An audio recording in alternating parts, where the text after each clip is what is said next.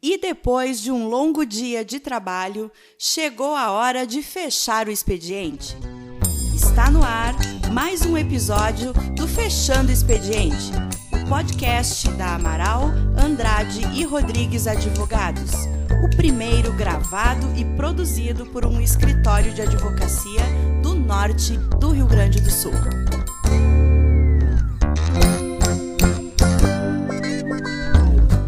Boa tarde e boa noite para quem está fechando o expediente, assim como nós. O meu nome é Tainá, sócia do escritório, e hoje nós estamos aqui para falar sobre um assunto que é demanda do escritório. E também nossos seguidores, as pessoas que nos acompanham, pediram para a gente tratar sobre esse assunto aqui. O assunto é as eleições de 2020 e o Covid-19. Eu estou aqui também com os meus sócios Bruno e William. Boa noite, William. Olá, boa noite, Tainá, boa noite, pessoal que está ouvindo.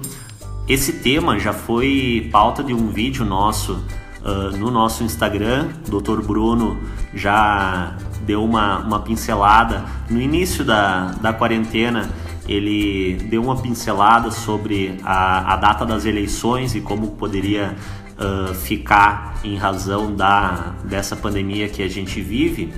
Mas a gente resolveu fazer trazer isso para um episódio do nosso podcast e para que ele possa esclarecer melhor essas questões. De imediato já passo a palavra para o Dr. Bruno. Boa noite. Boa noite, William. Boa noite, Tainá. Boa noite, amigos que nos seguem.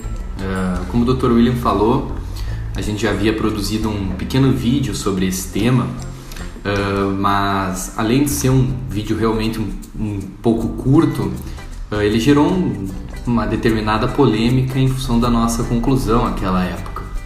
Qual foi a nossa conclusão naquela época? Que a data das eleições não poderia ser alterada por texto constitucional e muito menos poderia se prorrogar mandatos. Então hoje a gente vai explorar um pouco mais o tema e eu começo justamente rememorando um pouquinho do conteúdo daquele vídeo.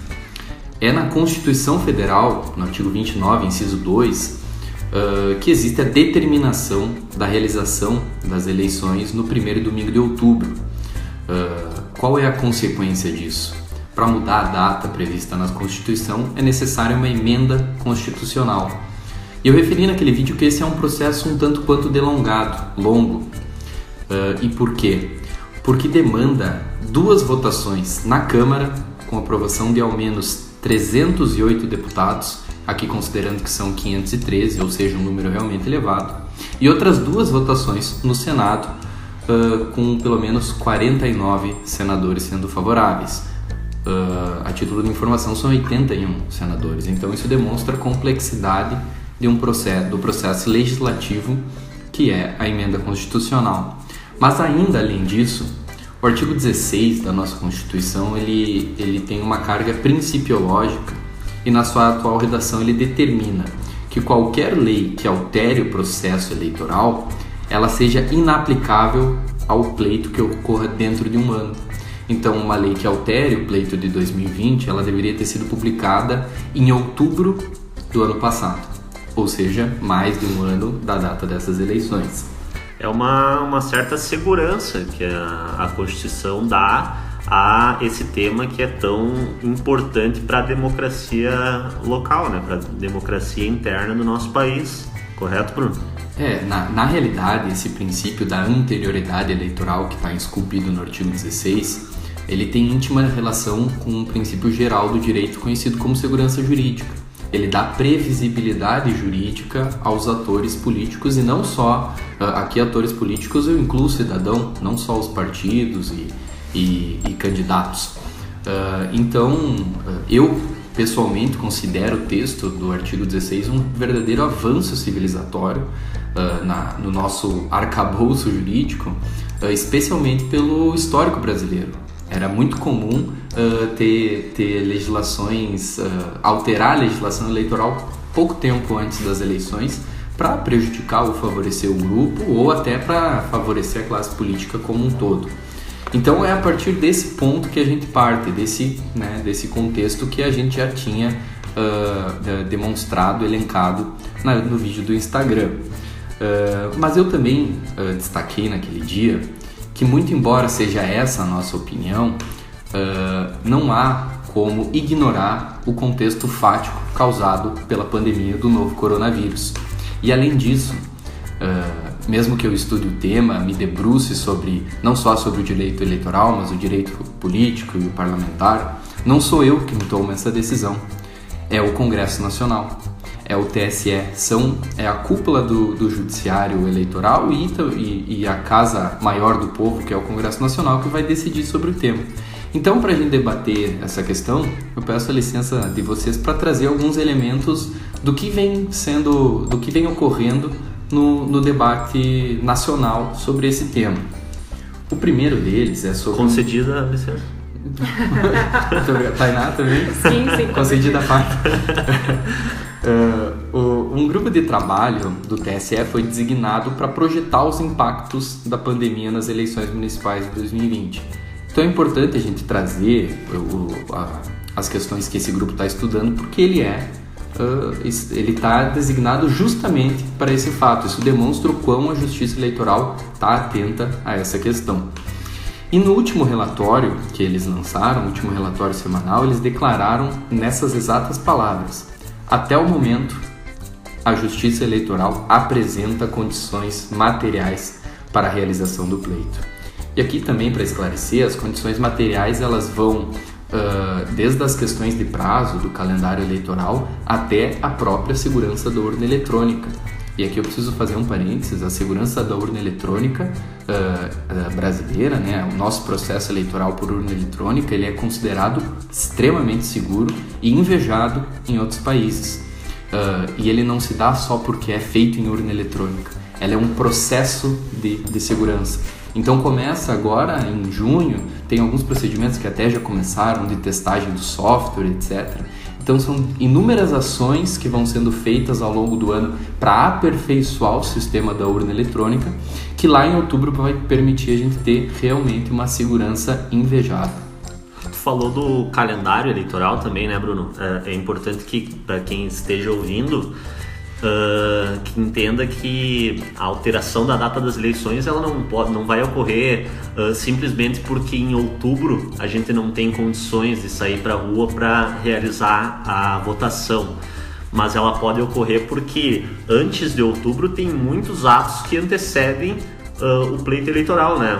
O calendário ele já iniciou, né? Então determinados atos já ocorreram em abril, em maio, e agora acredito que em agosto inicie realmente a campanha, sim. E antes as convenções partidárias para definição dos candidatos. Então isso é interessante que o pessoal entenda que, muito embora se a gente tiver condições em outubro, talvez a gente não tenha em julho, e isso pode impactar, né? Nessa mudança. Exatamente. Isso é uma consideração até que eu faria posteriormente, mas é importante salientar aqui que mesmo a Justiça Eleitoral possuindo condições materiais de realizar as eleições, a opinião principal não deve ser de juristas ou técnicos administrativos, tem que ser dos especialistas da área de saúde, porque eu posso possuir condições materiais para realizar as eleições, mas ela pode não ser segura do ponto de vista da saúde pública. E isso é uma coisa que tem sido levada em consideração no debate público. E aqui eu trago uma fala do ministro Barroso. O ministro Barroso ele é ministro do Supremo Tribunal Federal. Ele vai tomar posse da presidência do TSE em 25 de maio deste mês.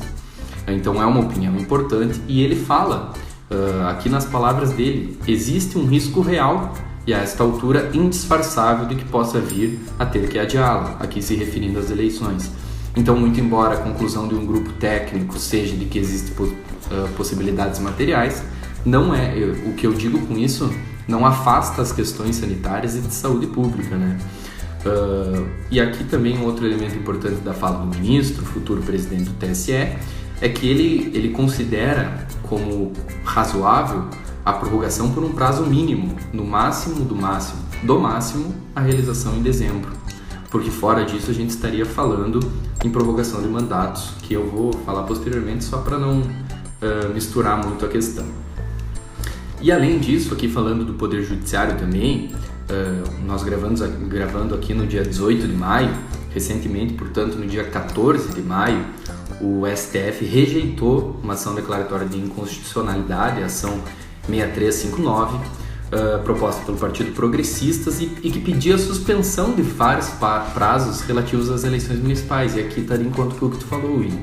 Ele não pedia a prorrogação das eleições, mas sim a suspensão de prazos do calendário eleitoral. E aqui, considerando a data em que foi proposta a ação, já estava incluso prazos de filiação partidária, que já ocorreram, esse prazo já se extinguiu e etc. E aqui tem outra questão importante. Nesse julgamento, o STF reiterou, porque para a comunidade jurídica que estuda o tema isso não é nenhum espanto, mas é importante a gente referir, reiterou a competência do Congresso Nacional sobre o tema, justamente porque é necessária uma emenda constitucional. Aqui a gente até entra num debate que está muito em voga no cenário brasileiro, a questão de competência dos poderes. O STF respeitou a competência do Congresso Nacional. Bruno, até sobre essa questão de competência do Congresso e pela divergência das opiniões públicas também. Muitas pessoas defendem o adiamento das eleições, outras a unificação das eleições. Qual que é o teu parecer e a tua percepção sobre isso? Você acha certo chegar a uma anulação, a ser adiada ou a unificação? Qual que é o teu parecer sobre isso? Bom, eu não vou dar um parecer, porque eu não posso fazer isso no podcast. É verdade, desculpa, mas eu vou...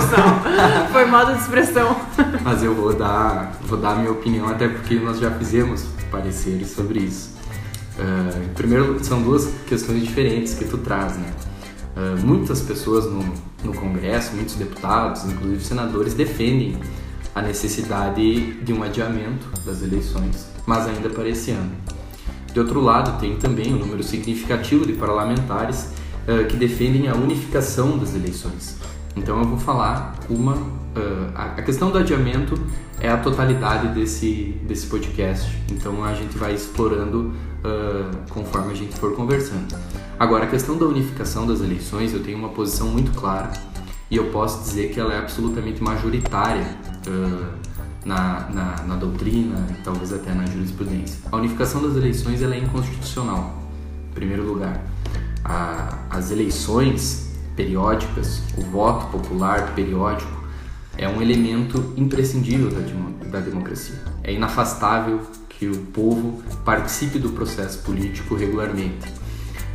E mesmo que unificando as eleições, isso vá ocorrer de 4 em 4 anos, a dinâmica do processo eleitoral vai ser profundamente, e profundamente eu saliento, profundamente prejudicada. Porque vai misturar debate nacional com debate municipal. Hoje já é muito caro fazer campanha e um dos argumentos que se usa para unificar, né, as campanhas seria que isso iria baratear. É um argumento absolutamente falso contra os dados que a gente possui.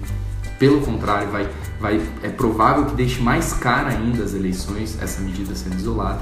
E além disso, eu acho, desculpa te cortar, Bruno, a gente ia ter que pensar o que fazer nesses próximos 2 anos, né? Porque ficaria uma lacuna, mesmo que a gente jogasse a eleição municipal para 2022, ficaria uma lacuna nesses 2 anos, né? Que provavelmente seria uma extensão de mandato. Exato. Esse, no meu ponto de vista, talvez seja o ponto mais crítico. Quando o eleitor vai às urnas e deposita o seu voto, ele está depositando o seu voto para o fulano de tal, do partido tal, para o cargo tal, por 4 anos.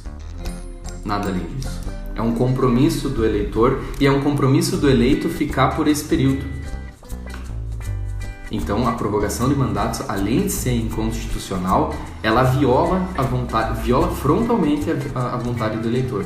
Então, nesse aspecto que a Tainá trouxe do debate público, muito embora exista esse debate no Congresso Nacional, a minha opinião é que ele é absolutamente inconstitucional. A questão do adiamento das eleições é outra coisa que a gente vai continuar debatendo aqui. E Bruno, com essa questão da pandemia, do isolamento social, das pessoas não poderem mais ter contato físico e estarem nos mesmos ambientes, como é possível organizar uma pré-campanha efetiva e uma campanha diante de todo esse período e sem saber quando que a situação vai voltar à normalidade? Até porque a gente tem os atos que antecedem a campanha, como, por exemplo, as convenções partidárias, né, Bruno? Tem uma alternativa, o TSE está pensando nisso, como que os partidos vão se organizar diante de tudo isso, que é uma demanda que vai surgir muito antes, né? Só antes de responder essa questão de vocês, para fazer um fechamento a respeito da data das eleições, agora que a gente teve um tempo mais largo para trazer elementos do debate público, talvez para explicar um pouco melhor a questão da legislação, reiterando qual é a nossa opinião. O adiamento das eleições é uma medida absolutamente extraordinária. Novamente, a previsibilidade das eleições, a periodicidade das eleições são elementos fundamentais em qualquer democracia. Então, o adiamento, novamente, é extraordinário e deve se dar não só por questões técnicas da Justiça Eleitoral, mas especialmente levando em consideração a pandemia, justamente, as questões de saúde pública. Então, nós vamos ter que ter duas opiniões muito bem fundamentadas. De um lado, quem organiza as eleições, Justiça Eleitoral, dizendo é possível, e de outro lado, os especialistas da saúde pública, pois só especialista de saúde pública pode opinar sobre saúde pública, dizendo pode se realizar. E é óbvio que, seja realizado em outubro ou dezembro, que vão existir limitações. As eleições a serem realizadas ainda esse ano, elas não vão ser idênticas às anteriores, porque vai, obviamente, ter algumas alterações, assim como a nossa ida ao mercado, à farmácia, hoje tem. As relações humanas como um todo estão sendo afetadas por essa crise que a gente está passando, né? Então Exato. Não vai ser diferente com as eleições. Exato. Então, sobre todos esses elementos, reiterando, um adiamento extraordinário é possível, no meu ponto de vista, no máximo até dezembro, e em dezembro ainda estaria muito prejudicada a questão da transição de governo, etc. Outra questão que eu vou realmente pincelar, porque isso aqui talvez daria um tratado e não um podcast, a democracia, ela não é um sistema perfeito, porque ela é feita de homens, mas ela, comparada com outros regimes, é muito, muito boa. Então até o pior dos modelos democráticos é melhor do que a exceção democrática. Então, se nós tivermos que realizar uma eleição em um período extraordinário, com situações extraordinárias, com atos prejudicados, com o debate público prejudicado, ainda assim a via democrática, a via da eleição é melhor do que qualquer outra coisa, na minha opinião. Então, seguindo sobre a questão que vocês falaram, o desafio desse momento é justamente fazer pré-campanha e fazer campanha de uma forma diferente do que vinha sendo feito. Isso já vinha ocorrendo há alguns anos, as campanhas já estão mudando a forma de ser feita por imposição legal ou também por situações fáticas. As últimas eleições gerais são um exemplo disso, né? O impacto da internet foi muito relevante. E aí a gente já começa a ver um caminho para o que pode ser a pré-campanha, para o que pode ser a campanha eleitoral. E aqui a respeito das convenções partidárias, porque é um ato inafastável da legislação e que está logo aí, daqui a pouquinho os partidos vão ter que fazer convenções, tem uma questão aqui que é interessante. O TSE recebeu pelo menos 2 consultas de partidos políticos, deputados, quanto à possibilidade de realização partidária por meios virtuais. E isso é curioso, porque a convenção partidária presencial ela é praticamente uma ilha num oceano de atos digitais no processo eleitoral. Muita coisa hoje se faz por meios virtuais, mas a convenção ainda é feita presencialmente. E eu, particularmente, sou partidário dessa ideia. Eu acho que as pessoas, para tratar de um tema delicado como político, o melhor lugar é o olho no olho. Mas aqui vem a resposta a essa questão pelo TSE. Ele diz que não há óbice jurídico à realização por esse meio. Então, para um ato importantíssimo aqui, os partidos já podem ter uma saída, que é a realização das convenções partidárias por meios virtuais. Muito embora o TSE tenha dado essa resposta, ele não tocou em temas sensíveis para as convenções, que é a validade das atas das convenções, a forma de comprovação da lista de presença. E além disso, em regra geral, quem orienta de que forma se dá as convenções é o estatuto de cada partido. Então a gente não sabe se, bom, no meu estatuto não tem a modalidade virtual prevista, eu posso ou não posso realizar? Como é que eu vou comprovar a lista de presença? Como é que eu vou fazer a ata?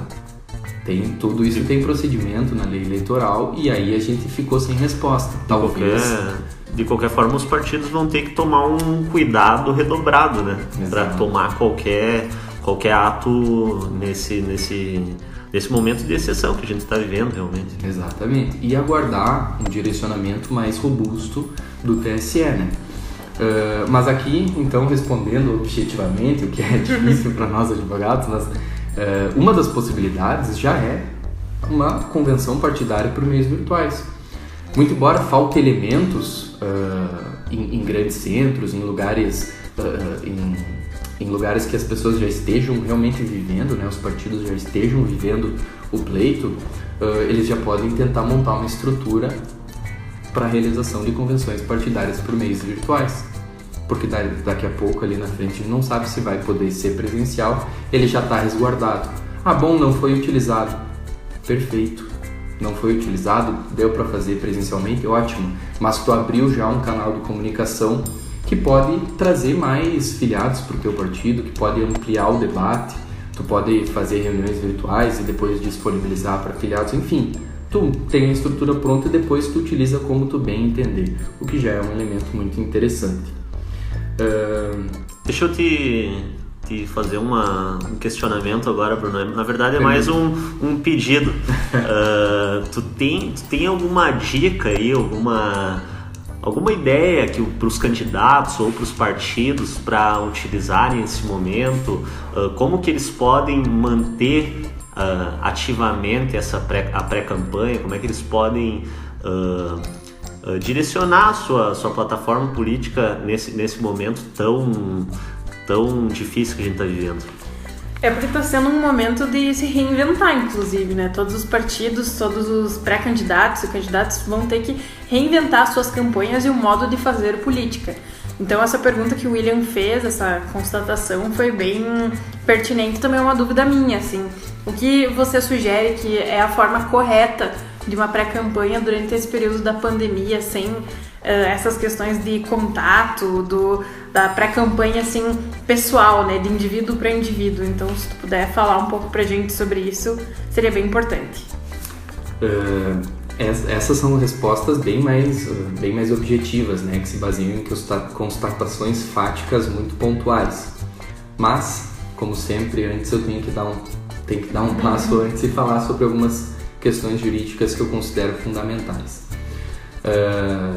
No nosso Estado democrático brasileiro, Estado de Direito brasileiro, a liberdade de expressão ela é a regra.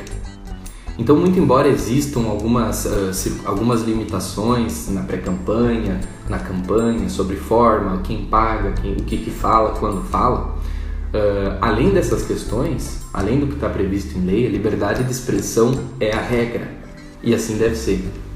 Seja para o pré-candidato, seja para o candidato, seja para o cidadão, seja para o administrador. Claro que tem que ter atenção à lei, tem que saber os limites, mas a liberdade é a regra. Então, para onde ir? Como fazer? Quais são as opções? A Tainá falou um ponto que é fundamental: se reinventar. Bom, se o indivíduo hoje é pré-candidato, ele na frente vai ser candidato, ele tem que ter a capacidade de reinvenção, de identificar cenários que antes não existiam e oferecer uma resposta. E talvez aqui não seja ele que deva ter essa resposta, sejam os seus eleitores, sejam as pessoas à sua volta. Como é que vocês poderiam me ouvir? Qual que é a melhor forma de ouvir a senhora Tainá? Ou o William? Talvez não sejam vocês que tenham essa resposta, sejam os seus interlocutores. Então esse é um ponto interessante. A resposta para essas questões talvez não esteja no pré-candidato ou em seu partido, mas sim no eleitor. Mas aqui tem uma questão que eu tenho percebido no debate eleitoral especificamente, que é um declínio daquele jargão: sou o fulano de tal e quero o melhor para a cidade tal. O que isso diz para vocês? É praticamente um discurso vazio, né? O que é o melhor? Exato. A gente entraria numa subjetividade imensa em saber o que é o melhor, porque o melhor para mim pode não ser o melhor para ti, e o melhor para a cidade pode ser visto de muitos pontos, né? Exato. E no momento de tensão, a pandemia, no momento de pandemia, de tensão, de ânimos exaltados, a resposta de um possível candidato que vocês querem é a subjetividade ou eu faria isso, eu faria aquele outro, eu não faria isso? Eu acho que é um momento em que todos os setores da sociedade querem objetividade, né? Formas de tanto como sair da pandemia até como tornar uma cidade melhor. Então, sem dúvida, são pontos objetivos que as pessoas querem, né? Que as pessoas buscam. Até é engraçado a gente falar nisso, reinventar-se nesse momento, então tá ligado a dar respostas objetivas, né? Exato. Então chega a ser engraçado, mas realmente os discursos políticos que a gente vem ouvindo ultimamente, eles são muito vazios. Exato. E aqui eu quero até deixar claro, nós não estamos fazendo a defesa de soluções fáceis para problemas complexos. Até porque a campanha não é um momento de ter solução, é um momento de ter opinião, de apresentar ideias. Então, longe de todos nós querer soluções fáceis para problemas difíceis, pois elas não existem. Problemas complexos demandam soluções complexas. Mas como tu chega em uma solução complexa? Simplesmente debatendo, tendo opiniões sobre as questões. E opinião ela não precisa ser recheada de hipérboles ou divagações. O que normalmente acontece no discurso político. O que exclui uma parte significativa da população do entendimento do que é a política. Então, quando nós defendemos a ideia do debate objetivo, não é soluções fáceis, mas de verdadeiramente comprar a sua própria opinião, a opinião do seu partido, a opinião dos seus eleitores e dizer, eu faria isso. Porque se for uma ideia ruim, o povo vai julgar, o cidadão, o eleitor vai julgar. E se for uma ideia ruim e o eleitor julgar boa e te eleger, existem 3 poderes para mediar essa situação. Então, objetivamente, o que eu diria para um pré-candidato? Quando a gente diz sou fulano e quero melhor para Passo Fundo, nossa cidade, a sede do escritório, eu perguntaria para ele, qual é o melhor para Passo Fundo? O que tu enxerga que possa ser o melhor para Passo Fundo? O que de fato tu propõe? Quais são os desafios que tu percebe no município e quais são as soluções que tu imagina para o desafio? Bruno, sobre essa questão da política ser uma construção social que você mencionou, muitas pessoas falam que a pré-campanha e a campanha se faz indo de pessoa para pessoa, de porta em porta, e que é assim que a coisa acontece. Mas agora, nesse período da pandemia, com toda essa questão da reinvenção, as pessoas estão tendo que usar os meios digitais. Por exemplo, as escolas, aulas EAD, até nós, né, reuniões por videoconferência, audiência por videoconferência. Como o pré-candidato deve lidar com as pessoas que não têm acesso a essas tecnologias? As pessoas que não têm a possibilidade de abrir um Instagram e assistir uma live, de ver uma conferência no Facebook do candidato falando sobre determinado assunto. Como chegar nessa parcela da sociedade que é tão importante numa eleição? Doutora, que belo questionamento. Com humildade, eu não tenho resposta para isso. Nesse cenário, nesse contexto do debate que nós estamos travando aqui dessa conversa, esse é o maior desafio para o momento. É o desafio da inclusão digital.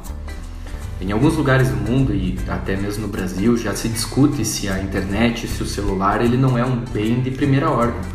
Ele não é assim como uma casa, de tão importante que ele se tornou na nossa vida. E para a política, para a eleição, para o debate público não é diferente. E a gente tem que reconhecer que muito embora as redes sociais, a internet, sejam um caminho a ser explorado, e eu não nego isso, a gente tem que entender que uma parcela significativa da população não tem acesso a esses meios. Seja por não ter internet, seja por ter internet de pior qualidade, seja por não ter um smartphone ou um computador.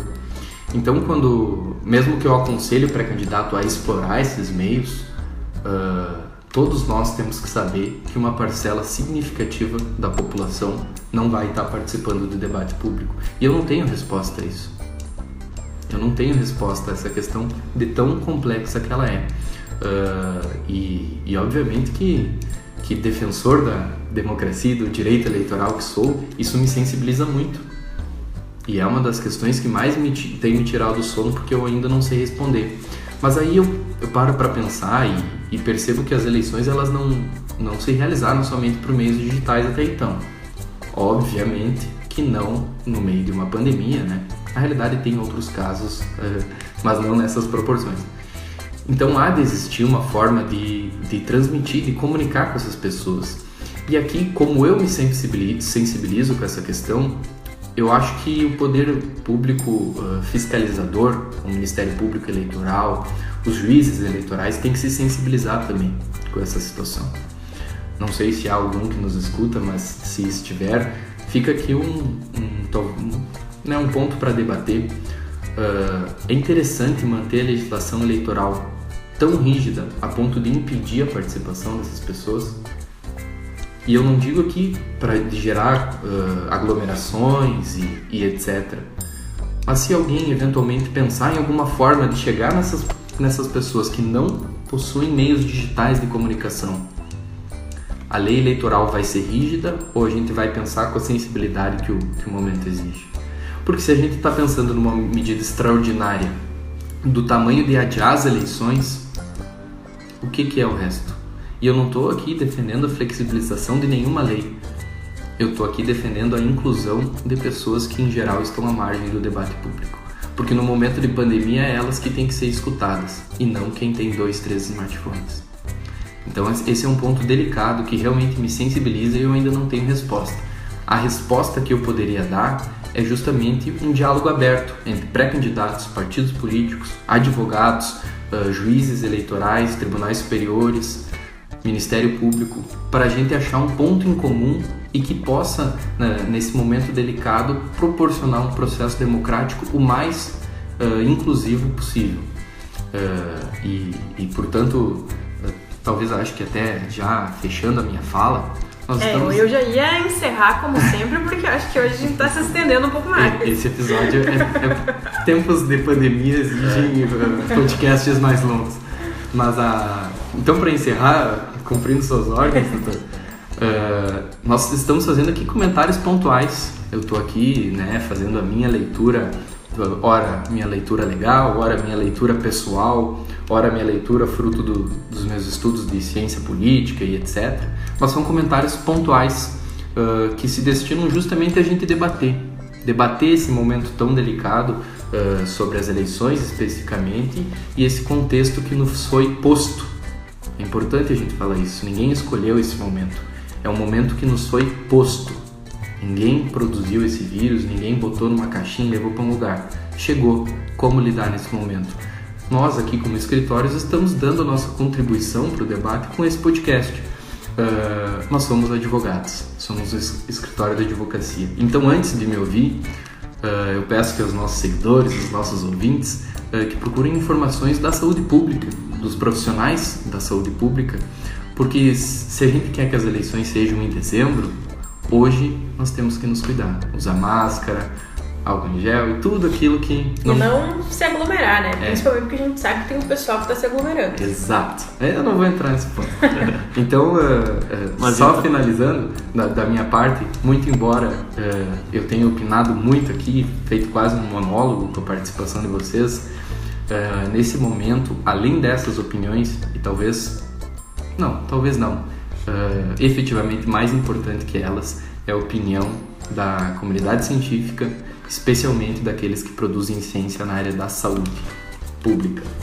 Obrigado, Bruno, pela tua bela fala. Eu realmente fiquei comovido com algumas reflexões que tu trouxe para o debate.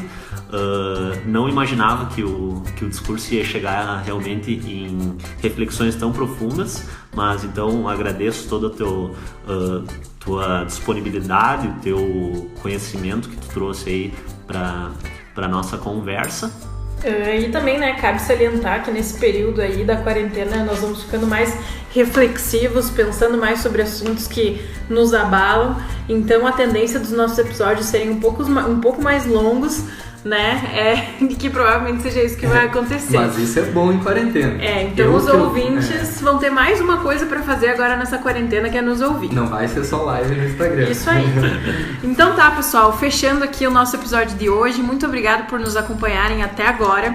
Nos acompanhem nas redes sociais. O Instagram é aar.advogados. Facebook e LinkedIn é só procurar por Amaral Andrade e Rodrigues Advogados. Um abraço e até a próxima.